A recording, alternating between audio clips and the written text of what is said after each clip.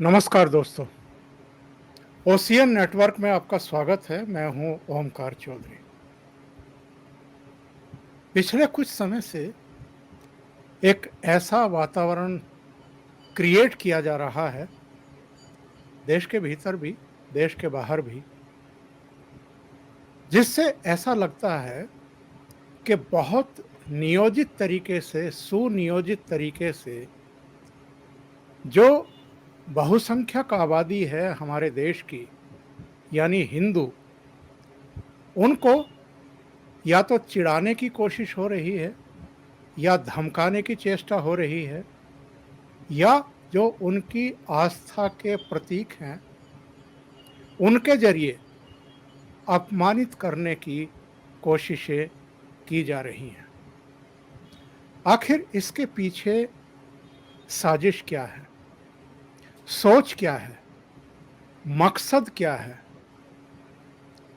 क्या कहीं इसके पीछे कोई बहुत सोची विचारी सियासी रणनीति है कि केंद्र में इस समय अगर नरेंद्र मोदी प्रधानमंत्री हैं तो देश में एक ऐसा वातावरण क्रिएट कर दिया जाए ताकि उनकी सरकार पर कई तरह के आरोप लगने लगें, जो उनको सपोर्ट करते आए हैं उनका मोहभंग हो जाए, और अगर वो कोई स्टेप उठाते हैं या उनकी रूल्ड स्टेट में अगर सख्ती होती है तो फिर इस पर देश विदेश में हल्ला काटा जाए। आखिर मसला है क्या, ये समझने की कोशिश करेंगे। मेरे साथ बहुत ही सीनियर जर्नलिस्ट और आपके जाने पहचाने चेहरे लखनऊ से वीरेंद्र नाथ भट्ट जुड़ रहे हैं। वीरेंद्र जी, बहुत स्वागत है आपका। नमस्कार।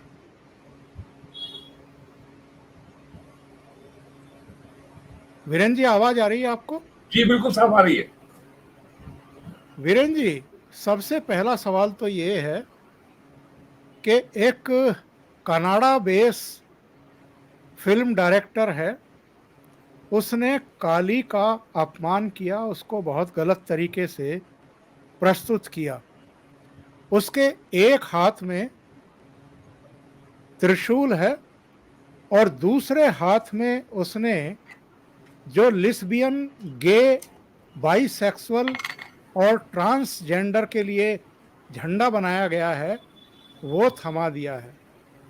इसके अलावा उसे सिगरेट पीते हुए दिखाया गया है।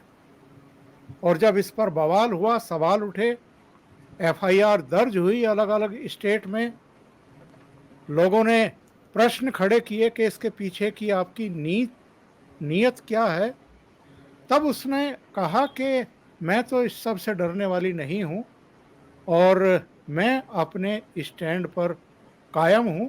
मैं हर सजा भुगतने को तैयार हूं, मेरी जान भी चली जाए तो कोई दिक्कत नहीं है। चलिए, वहां तक तो ठीक है, समझ में आ गया कि उसकी नीयत क्या है। लेकिन हमारे देश के भीतर भी जो महुआ मित्रा ने कहा है एक टेलीविज़न चैनल के प्रोग्राम में, वो तो बेहद आपत्तिजनक है। हालांकि टीएमसी ने भी उनसे पल्ला झाड़ लिया है, लेकिन कांग्रेस के नेता शशि थरूर जैसे लोग उनके साथ खड़े हो रहे हैं, उनकी हिमायत कर रहे हैं। आपकी समझ में क्या आ रहा है, आखिर ये हो क्या रहा है? आपने दो बातें कही कि मोदी जी की सरकार है, हल्ला काटा जाए, और ये एक साजिश हो रही है। इसमें नया कुछ भी नहीं हो रहा है। अगर मैं आपको याद दिलाऊं, देवानंद की 60 के दशक की फिल्म आई थी गाइड। तो गाइड फिल्म में दिखाया था गांव में सूखा पड़ता है, लोग पूजा पाठ कर रहे हैं, और उसमें गांव के जो जो दो पुरोहित हैं उनको एक खलनायक के रूप में दिखाया गया है और उनको जोकर बना के दिखाया गया है। वो अजीब सी टोपी पहने हुए हैं, उनकी तोल निकली हुई है, और ये संदेश देने की कोशिश की गई है कि देखो, ये धर्म के नाम पर ये पाखंडी ब्राह्मण जो है भोले भाले ग्रामीणों को ठग रहा है। तो जी। ये फिल्म इंडस्ट्री का फिल्म इंडस्ट्री पे लंबे समय पर इस्लामवादियों का और वामपंथियों का लंबे समय से कब्जा है। ये कोई नई बात नहीं है और ये उसी एजेंडे के तहत हो रहा है। ये पहले भी हुआ है। अभी और आज से कुछ साल पहले एक थी मीरा नायर, उनकी फिल्म आई थी फायर, तो उसमें भी यही सब था। और ये ट्रांसजेंडर, लेस्बियन, ग्रे और बाइसेक्सुअल, जल जल जमीन जंगल, ये वामपंथियों के बड़े पेट एजेंडे हैं। और मैं आपसे साफ साफ कहना चाहता हूं कि वामपंथ या कम्युनिस्ट कोई आइडियोलॉजी नहीं है, ये कोई दल नहीं है, ये केवल एक वायरस है जो लोगों के दिमाग में घुसा है, और ये केवल समाज में नेगेटिविटी फैलाता है, नकारात्मकता फैलाता है। और इसका पहला काम है कि फैमिली के इंस्टीट्यूशन को नष्ट करो, समाज में विखंडन पैदा करो, समाज में एनार्की आए, ताकि हमारे लिए इनका अल्टीमेट ऑब्जेक्टिव है स्टेट पे कैप्चर करना। और जो दूसरी बात इसमें है, ये जो घटना हुई है, ये जो फिल्म है, ये कोई पहली नहीं है, ऐसी बहुत सी घटनाएं हुई हैं। आप 70 के दशक की फिल्म देखिए, सलीम जावेद की फिल्मों की, वो शोले फिल्म के जो है गांव, रामगढ़ के गांव में बिजली नहीं है, लेकिन जो उस गांव के मौलवी साहब हैं, AK हंगर साहब, वो गांव में वो मस्जिद में नमाज पढ़ते हैं, तो वहां पे जो है लाउड स्पीकर पे अजान आती है। उस गांव में एक मंदिर बना हुआ है, उसमें बीरू यानी धर्मेंद्र और हेमा मालिनी के बीच में इश्क का एक में मंदिर को मजाक बना के दिखाया जाता है। लेकिन मस्जिद बहुत पाक जगह है, बहुत बहुत मुकद्दस जगह है, उसके बारे में कुछ नहीं होता। सलीम जावेद की हर फिल्म में जो कुल्ली होगा, उसका जो बैच नंबर होगा वो 786 होगा। अभी जो जो उदयपुर में कन्हैया कुमार का जो गला काटा गया है, और उसके जो एक्यूज हैं, उनकी जो मोटरसाइकिल है उसका नंबर 2611 है। 2611 माने 26 नवंबर 2008, जब बम्बई के ताज होटल में हमला हुआ था पाकिस्तान की ISI का, लश्कर तोयबा का। और इसके पीछे जो सबसे महत्वपूर्ण बात है, जिसपे ऊपर हमारा कभी ध्यान नहीं जाता, हम देखते नहीं, इसमें सबसे करीब से जुड़ी हुई है चर्च, क्रिश्चियन मिशनरी, जिसका जोशुआ प्रोजेक्ट है, जिसका ये जो पोप कहते थे कि हमें बहुत रिच हार्वेस्ट मिलेगी इंडिया में, और यहाँ बहुत कच्चा माल है, हिंदुओं को हमें कन्वर्ट करना है। अंग्रेज यहाँ 200 साल रहे, उन्होंने बहुत कोशिश की कि इंडिया को क्रिश्चियनाइज कर लिया जाए, पूरी आबादी को ईसाई बना लिया जाए। उसके पहले 800 साल तुर्क थे, अरब थे, मुगल थे, उन्होंने कोशिश की इंडिया को इस्लामिक मुल्क बना लिया जाए, वो नहीं बना पाए। तो अब ये काम फिल्मों के जरिए हो रहा है। फिल्में हमारे अवचेतन पे गहरा असर डालती हैं, और वो हमें अपनी जो सांस्कृतिक निष्ठा है, जो हमारी जो सांस्कृतिक अस्मिता है, जो हमारी सांस्कृतिक पहचान है, उसके प्रति जो हमारी जो हमारी संवेदना है, वो उसको कुंद करती हैं। अरे होने दो, PK फिल्म आई, उसमें शंकर भगवान का मजाक बढ़ाया गया, वो सुपर हिट फिल्म हुई, हिंदुओं ने कोई विरोध नहीं किया। तो उन्होंने, अब ये उनका पहला स्टेप है, ये पहला कदम है कि सांस्कृतिक चेतना को कुछ करो, को एकदम कुंद करो। उसके बाद इनको अप्रोच करो कि देखो तुम्हारा भगवान तो फर्जी है, उसका मजाक उड़ता है, तुम बोलते नहीं हो, हमारा गॉड असली है, हमारे गॉड के हमारे यहाँ आओ, और हमारे यहाँ तुमको जन्नत मिलेगी, हमारे ये फायदा होगा। और पंजाब में तो आजकल आप देख ही रहे हैं कितने बड़े पैमाने पर लोगों को ईसाई बनाया जा रहा है। ये काम बहुत बड़े पैमाने पर राजस्थान में भी हो रहा है, छुटपुट तरीके से यूपी में भी हो रहा है, दिल्ली में भी हो रहा है।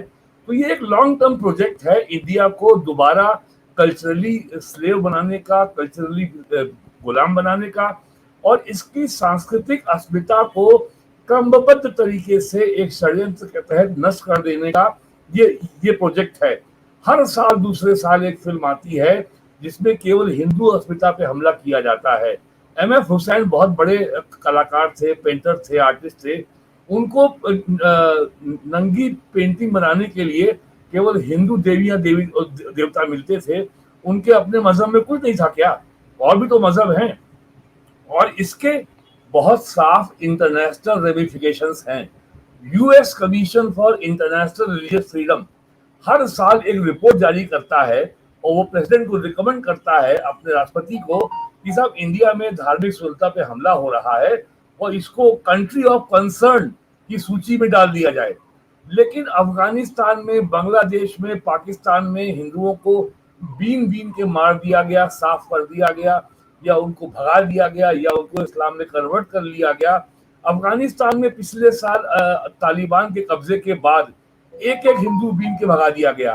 अभी वहां 100 और हम क्या करते हैं, हम अफगानिस्तान को 50,000 टन गेहूं देते हैं गिफ्ट में, हम उनको कोरोना वैक्सीन देते हैं, हम उनको हजारों टन इमरजेंसी मेडिकल सप्लाई दवाइयां देते हैं, और उसके बदले में वो 2-4 जो हिंदू सिख बच गए हैं उनको बीन बीन के हमारे पास वापस भेज देते हैं। लेकिन इसके ऊपर US commission for international religious freedom कभी नहीं बोलता, इसके ऊपर यूरोपियन यूनियन कभी नहीं बोलता। और अगर कोई मामला कहीं मुस्लिम के खिलाफ हो जाए या कहीं क्रिश्चियन के खिलाफ हो जाए तो पूरा इसका जो अंतर्राष्ट्रीय तंत्र है वो सक्रिय हो जाता है। और ये फिल्म जो है, जो आज आप इसका जिक्र कर रहे हैं, ये केवल इस षड्यंत्र के जरिए ये इस षड्यंत्र का पहला स्टेप है। फिल्मों के जरिए लोगों के पॉपुलर परसेप्शन को डिस्टॉर्ट करो, उसे कलंकित करो और उसे कंफ्यूज बनाओ, और उसके बाद उसको बताओ कि तुम्हारे संस्कृति में कुछ नहीं है। और भारत जो है आजादी के बाद से और विशेषकर से बीजेपी के उभार के बाद अपनी प्राचीन सांस्कृतिक विरासत को वापस पाने की लड़ाई लड़ रहा है। We are fighting to reclaim our ancient heritage.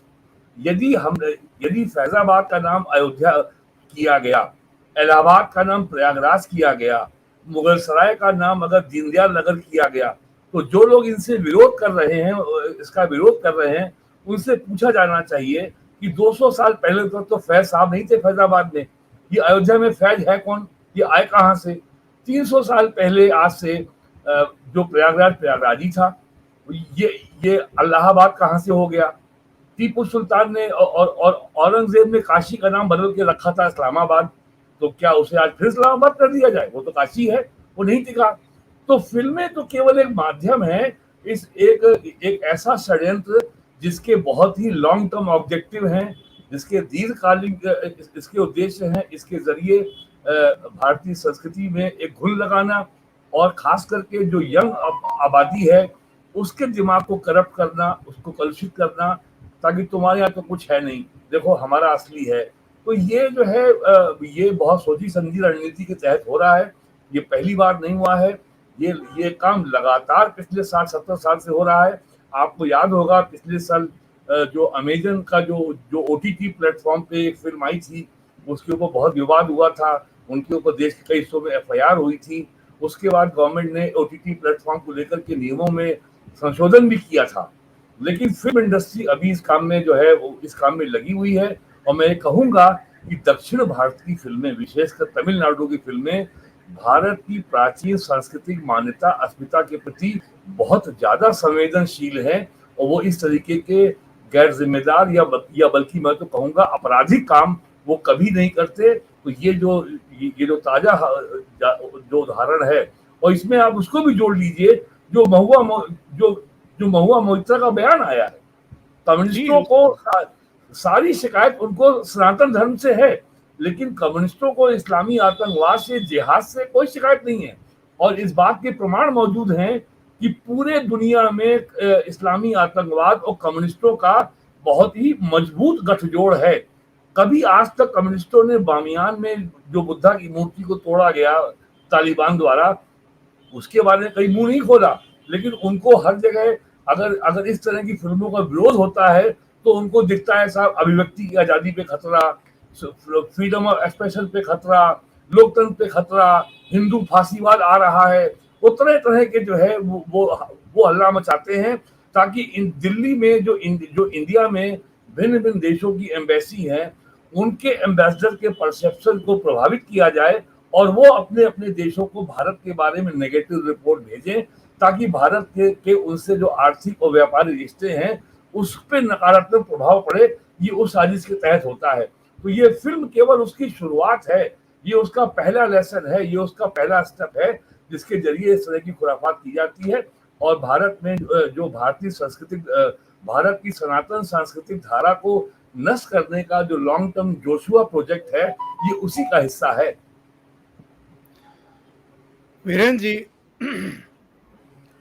एक वीडियो क्लिप सुनवाता हूं अपने दर्शकों को भी। हालांकि बहुत सारे दर्शकों ने ये मेन स्ट्रीम के मीडिया में देख ली है, लेकिन इसके बाद में एक वीडियो और प्ले करूंगा लेकिन पहले इसको सुनते हैं। और ये वीडियो क्लिप तब आती है, ये धमकी तब आती है जब देश के अलग-अलग हिस्सों में कई वारदातें हो चुकी हैं। उदयपुर और अमरावती तो चर्चा में आ गए, और वो चर्चा में क्यों आए हैं वो भी हम जानते हैं। लेकिन देश के कई हिस्सों में इस तरह की वारदातें हुई हैं, हो रही हैं। सिर जो है वो तन से अलग करने की लगातार धमकियां दी जा रही हैं। जो अलग-अलग राज्यों की पुलिस प्रशासन है वो भी थोड़ा अब सख्ती के मूड में आते हुए दिखाई दे रहे हैं, क्योंकि पब्लिक का रिएक्शन बहुत तीखा है।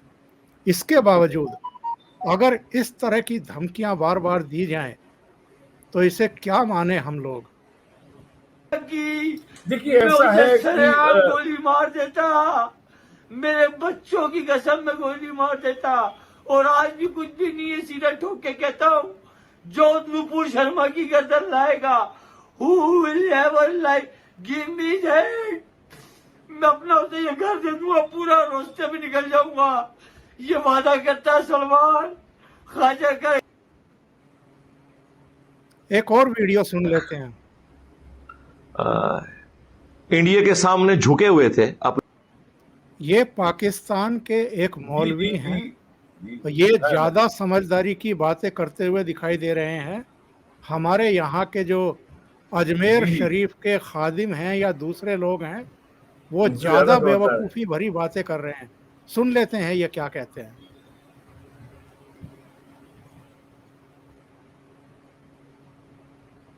जाहिर है वो सस्ती अजनास उनसे लेते हैं। शुरू से सुनते हैं। हैरान कुन बात है कि अरब ममालिक जो आज तक इंडिया के सामने झुके हुए थे अपनी तिजारत की वजह से, जाहिर है वो सस्ती अजनास उनसे लेते हैं। ये जितने अरब ममालिक हैं, आपने देखा होगा पहले जब कभी भी कोई गुस्ताखाना इश्यूज होते हैं फ्रांस के हवाले से, यूरोप के हवाले से, इनकी हमेशा या तो स्टेटमेंट आती नहीं है या हल्की सी को ढीली स्टेटमेंट आती है, बस उससे ज्यादा आगे ये जाते ही नहीं है। महाज खड़ा नहीं करते, ना इन मुल्कों को कोई खतूत लिखते हैं, वो ना कहते हैं हम आपकी प्रोडक्ट्स का बाइकाट कर देंगे। इंडिया ने ऐसा आखिर कौन सा जुल्म कर दिया था जो उससे पहले दूसरे मुल्कों ने नहीं किया हुआ था। इससे बड़े वाकयात हुए हैं, उस वक्त ये सारे अरब मुल्क सोए पड़े हुए थे। वो जो कुछ हो रहा था वो इससे बड़ा था। ये तो एक स्टेटमेंट दी, उसके बाद उसके ऊपर मुकदमा कायम हुआ, उसने ऑफिशियली आके माफी भी मांग ली, वो हाथ जोड़ जोड़ के अपनी जिंदगी की भीख भी मांग रही है। और वो जो स्टेटमेंट भी दी उसने वो रिबटल के तौर पर दी, जज्बात में आके। जब आप किसी के रीजन पर हमला करेंगे उसके जवाब में वो आपके रीजन पर हमला करेगा। कोई ऑर्गेनाइज तरीके से काम नहीं चला था। उस टीवी प्रोग्राम के अंदर पहल जो है मुसलमान की जानिब से हुई है, उसका आपको अंदाजा होगा। अभी तो अधूरे क्लिप चल रहे हैं, वो भी बड़ी मुश्किल से मुझे एक क्लिप मिला है। तो आदमी स्वर्ग में जाएगा अगर करेगा। और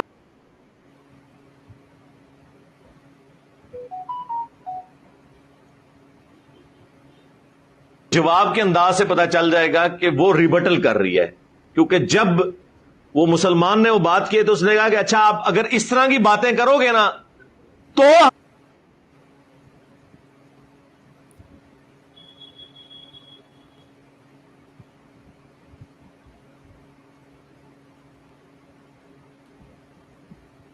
जी, थोड़ा सा अटक गया था, दर्शकों से माफी।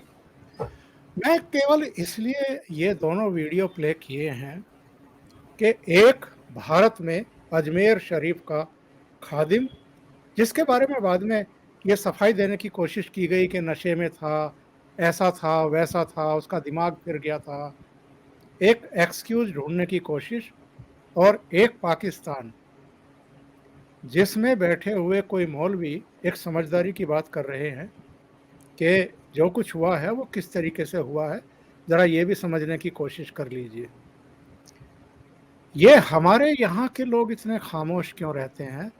ये ऐसे मामलों पर जब हिंदू धर्म से जुड़ी हुई चीज़ों को अपमानित किया जाता है, आस्थाओं का मजाक उड़ाया जाता है, या कोई अगर किसी ने बात कह भी दी है और इस तरीके से रिएक्शन होते हैं, हमले होते हैं, गर्दन काट दी जाती है, तब हमारे यहाँ के जो करोड़ों करोड़ सैकड़ों करोड़ कमाने वाले लोग हैं, उनके मुंह पर ताला क्यों लटक जाता है? वो कहने की हिम्मत क्यों नहीं करते कि सही क्या है और गलत क्या है? सब देखिए, हमारे देश में जो वामपंथी जो इकोसिस्टम है, वामपंथी है, चर्च है, इस्लामिस्ट है, ये जो ये जो अलायंस है और ये जो इकोसिस्टम है, ये बहुत मजबूत है। और नरेंद्र मोदी सरकार पिछले 8 साल से इन्हीं से लड़ रही है, जिसको वो कहते हैं लुटियंस डेली। और आप ये देखिए, मोहम्मद जुबैर जो आर्ट न्यूज वाला है, उसको रातों रात बहुत महान पत्रकार बना दिया गया। लेकिन जो लोग दिल्ली में 20 साल से 30 साल से काम कर रहे हैं, उन्होंने कभी मोहम्मद जुबैर का नाम ही नहीं सुना। और बड़े बड़े पत्रकार, बड़े बड़े अखबारों के पत्रकार, विशेषकर अंग्रेजी अखबारों के पत्रकारों ने कल या परसों बड़ी मीटिंग की press club of India Delhi में, और मोहम्मद जुबैर के लिए कसीदे काढ़े गए कि साहब उसके ऊपर ये हो रहा है। अब उसकी परतें खुल रही हैं और उसको कहां कहां से विदेशों से पैसा मिला है, अब शायद ईडी की जांच करेगी तो सामने आएगा।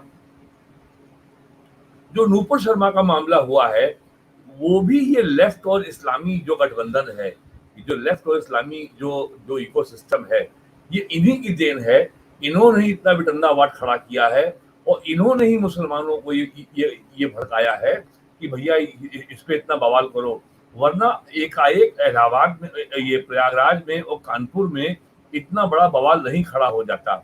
और आपको ध्यान होगा, जमाते उलमा हिंद के बहुत बड़े नेता है महमूद मदनी, उन्होंने 29-30 मई को देवबंद सहारनपुर में बहुत बड़ी उन्होंने कॉन्फ्रेंस की थी और उन्होंने तमाम उसमें मामले उठाए थे काशी और मथुरा के। तो ये पूरा जो इकोसिस्टम है, वो बीजेपी की सरकार बनने से और खास करके योगी जी का जो अभियान है अब अपराधी माफिया के खिलाफ, ये गाय भैंस की अवैध कटान के खिलाफ, हड्डी चमड़ा और ये पशुओं के अवैध और मीट और पशुओं का अवैध व्यापार और स्मगलिंग का जो साल का हजारों करोड़ का धंधा था, वो यूपी में सब बर्बाद हो गया है। मेरठ के बहुत बड़े एक मीट के व्यापारी जो बहुजन समाज पार्टी में बड़े पावरफुल थे, मिनिस्टर थे, आज वो भागे फिर रहे हैं, उनको हाईकोर्ट से भी बेल नहीं मिल रही है और उनके बूचड़ खाने पर भी रेड हुई है और उसमें भी जो है गो मांस पकड़ा गया था। तो कुल मिलाकर के ये जो इकोसिस्टम पिछले 70-75 साल से यहाँ फल फूल रहा था, उसको झटका लगा है। आपने ये भी देखा होगा कि मोदी गवर्नमेंट के आने के बाद जो FCRA एक्ट है, फॉरेन कंट्रीब्यूशन रेगुलेशन एक्ट, उसको और सख्त बनाया है।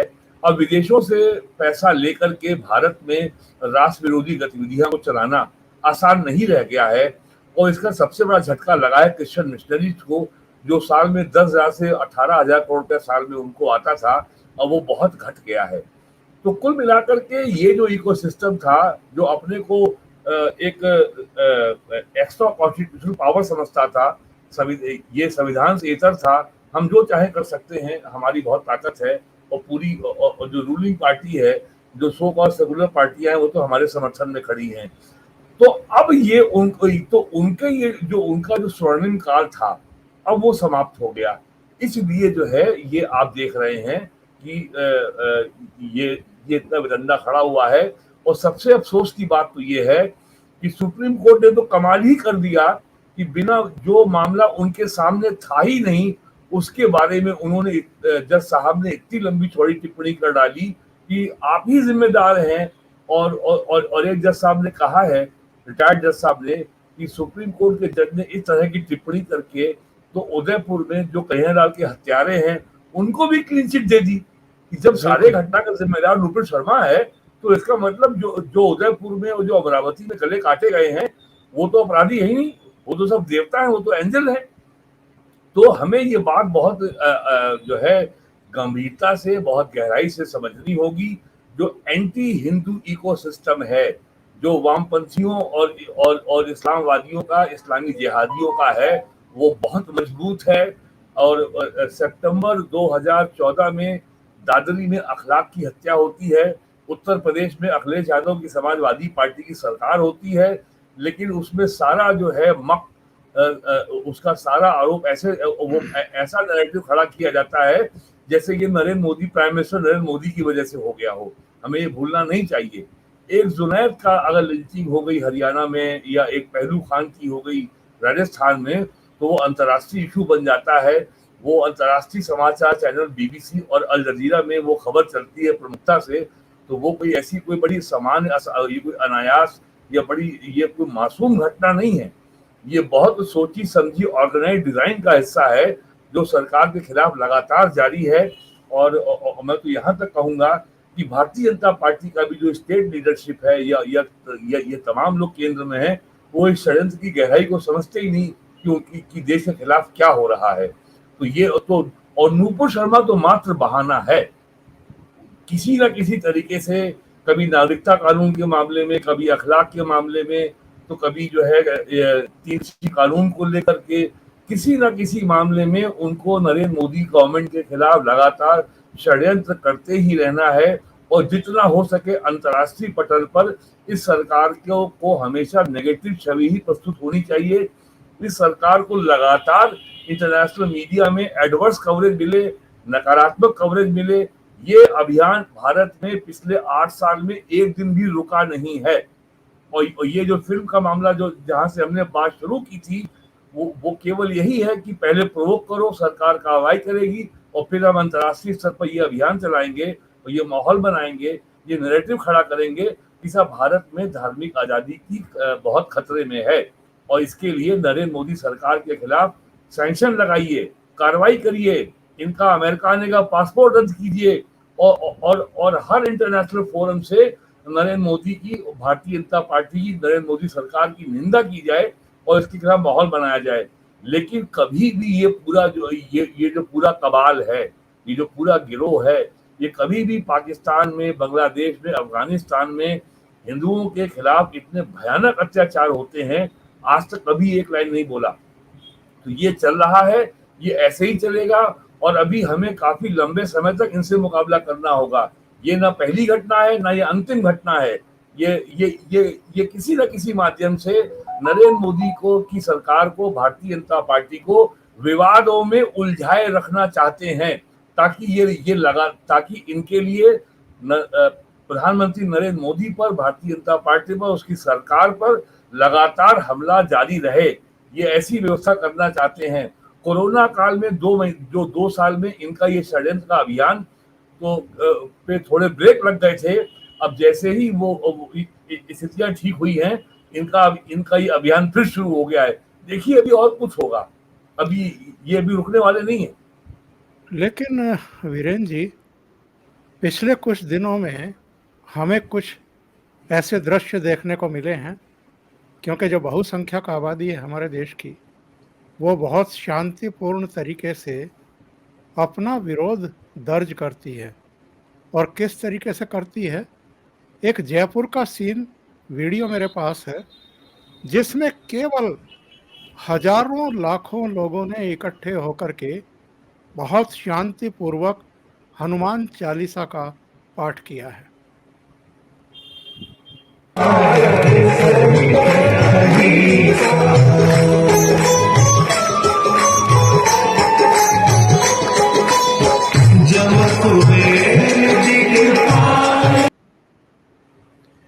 लेकिन लोगों में गुस्सा भी देखने को मिल रहा है।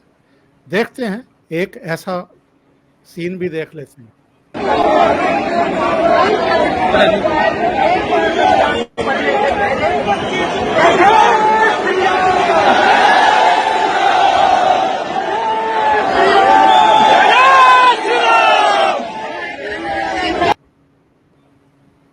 और लगे हाथ एक वीडियो में और प्ले करता हूं जो हरियाणा का है, हरियाणा के एक इंटीरियर का है, पंचायत का ये सीन है।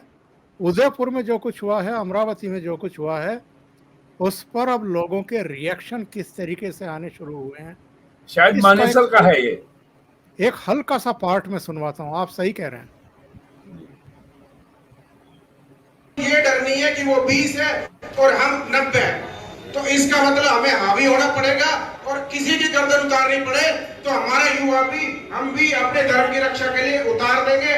और भाई जो बात ये हो रही है कि नाई की दुकान जाते हैं, हमारे जो पहले गाड़ी बनाते थे, बाल काटते थे, वो लोग कहाँ गायब हो गए?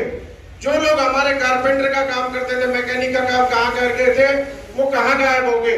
हमें उनको ढूंढना है। अगर उनकी ट्रेनिंग पे खर्च करवाना है, किसी को पार्लर की ट्रेनिंग देनी है, किसी को इसकी नाइयों की ट्रेनिंग देनी है। ये रिएक्शंस लोगों के अब आने शुरू हो गए हैं। इस ट्रेंड पर आप क्या कहेंगे? खतरनाक साहब, है ऐसा है, या एक्शन का रिएक्शन है? देखिए ऐसा है, पिछले 30 साल से आप अगर याद करिए 1990 में जब मंडल आयोग लागू करने की घोषणा हुई थी, तब से उत्तर भारत में एक फैशन चल पड़ा है, दलित पिछड़ा मुस्लिम अलायंस का राज देश में होगा। अरे भाई, किसके खिलाफ होगा? क्यों होगा? बाकी आबादी को क्यों बाहर रखा जा रहा है?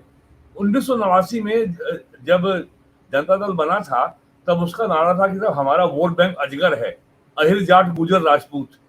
बाद में वो मजगर हो गया, फिर तो उसमें मुसलमान भी जुड़ गए, तो बाकी आबादी क्या यहूदी है?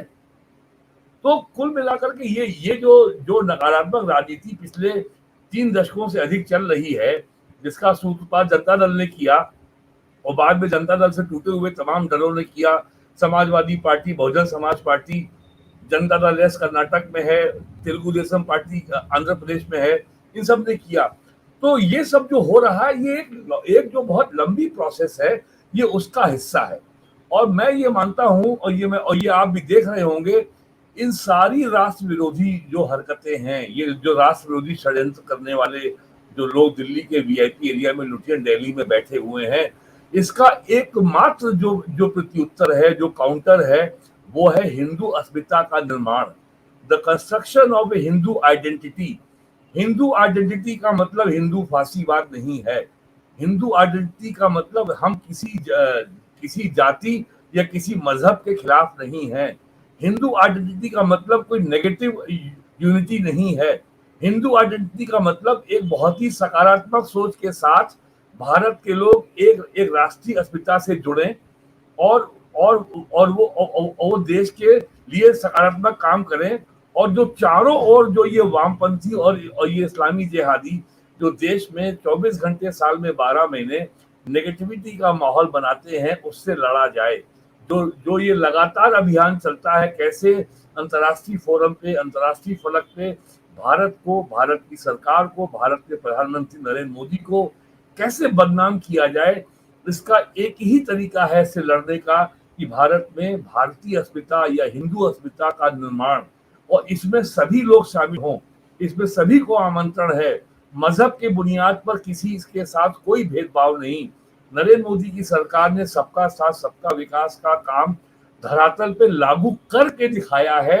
ये हमने पिछले 5 साल में देखा, खास करके हमने महामारी के काल में देखा। सरकार की समस्त योजनाओं का लाभ सबको मिला, irrespective of caste and religion. तो ये जो षड्यंत्र हो रहा है, ये जो नकारात्मकता है, इसके लिए हमें दीर्घकालिक इलाज खोजना होगा, इसके दीर्घकालिक उपाय करने होंगे। और दीर्घकालिक उपाय केवल भारतीय अस्मिता है या हिंदू अस्मिता है।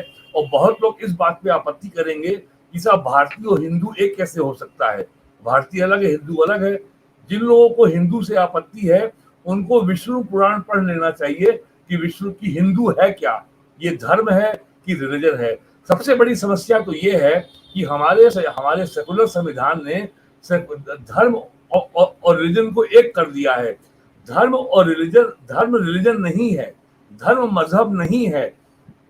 रिलीजन जो है वो कोडिफाइड है, उसमें हर चीज बड़ी, वो वन बुक वन गॉड के कॉन्सेप्ट पे चलता है। मजहब के लोगों के लिए किसी ना किसी चीज में बिलीव करना मैंडेटरी है, कंपलसरी है। सनातन धर्म में कुछ भी बिलीव करना, विश्वास करना मैंडेटरी नहीं है। सनातन धर्म is not a thought of believers, it's a thought of seekers. ये साधकों की संस्कृति है, ये बिलीवर्स की संस्कृति नहीं है।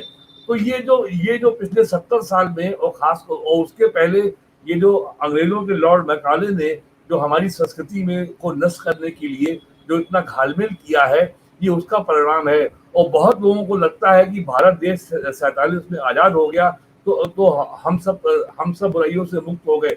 ये बहुत बड़ा भ्रम है। अभी भी हमें अपने देश के जो शासक हैं, जो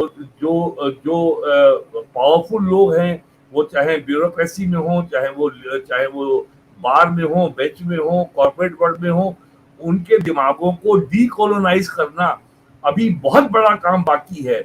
उनको सब बात समान लगती है। और आपने देखा होगा कि जितने लोग पश्चिमी सभ्यता के ज्यादा प्रभाव में हैं, जो ज्यादा ज्यादा ज्यादा एंग्लिकन, ज्यादा वेस्टर्नाइज हो गए हैं, उनको बंबई की फिल्मों में सनातन संस्कृति, सनातन मान्यताओं का, देवी देवताओं का अपमान उन्हें कहीं विचलित नहीं करता। उनको ये सामान्य बात लगती है बड़े शहरों की आबादी को। तो ये हमें दिखाता है कि ये जो अंतर्राष्ट्रीय षड्यंत्र है, कैसे भारतीय संस्कृति को नष्ट किया जाए। जो काम पिछले 1000 साल में तुर्क, अरब, अंग्रेज नहीं कर पाए, वो काम इस देश में वामपंथी और इस्लामी जिहादी कर रहे हैं। तो इसका एक ही प्रत्युत्तर है कि हिंदू अस्मिता, और जिसका जागरण अभी आपने दिखाया वीडियो में, जैसा कि अभी आज हुआ, राजस्थान के कई नगरों में हुआ, और महाराष्ट्र में भी हुआ, यूपी में भी हो रहा है। और अगर ये जो षड्यंत्रकारी हैं, अगर ये नहीं चेतेंगे तो ये सिलसिला आगे बढ़ेगा। और एक सकारात्मक मुद्दे के ऊपर हिंदू अस्मिता का निर्माण, मेरा अपना मत है, इसको अब रोका नहीं जा सकता।